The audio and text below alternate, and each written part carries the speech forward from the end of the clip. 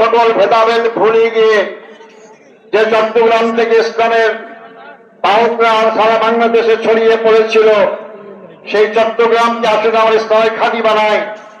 আমি সেই থেকে আহ্বান করতে চাই, এর কথা বলতে চাই, চট্টগ্রামের মাটি ইসলামের ঘাঁটি।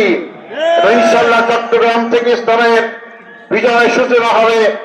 আগামী ফেব্রুয়ারি মাসে নির্বাচনের মাধ্যমে এই শক্তি ক্ষমতায় গেলে, দায়িত্ব পেলে মানুষের সুখ দুঃখ কষ্টই শুধু হবে না, আমার দেশ আমি শাসন করব, আমার দেশের নাগরিক এই দেশ শাসন করবে। কারোর ডিকটেশনে, কারোর দাদাগিরিতে বাংলাদেশ আর চলবে না। সেদিন শেষ হয়ে গিয়েছে। বাংলাদেশের সমস্যা কি? আমাদের সম্পদের কোনো অভাব নেই, আমাদের অভাব সৎ নেতৃত্বের। সম্পদের অভাব থাকলে হাজার লক্ষ কোটি টাকার দেশে পাচার হতো না।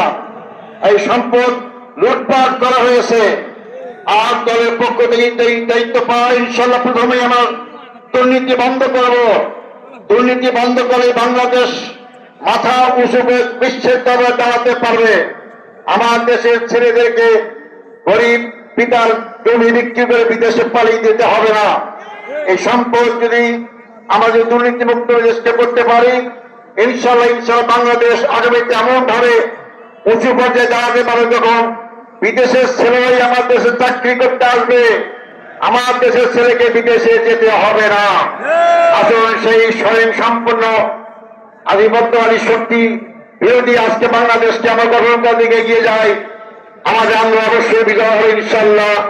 আগামী নির্বাচন আবার আমরা আপনাদের সামনে আসবো ইনশাল্লাহ, বিজয়ের পতাকা নিয়ে আসবো ইনশাল্লাহ। আপনারা সমৃদ্ধ হতে থাকুন। আমাদের নেতারা যারা শহীদ হয়েছে তাদের জন্য দোয়া করবেন, তাদের পরিবারের জন্য দোয়া করবেন। এই আহ্বান জানিয়ে আমার বক্তব্য এখানে শেষ করছি। আসসালামু আলাইকুম রহমতুল্লাহি ওয়া বারাকাতুহু।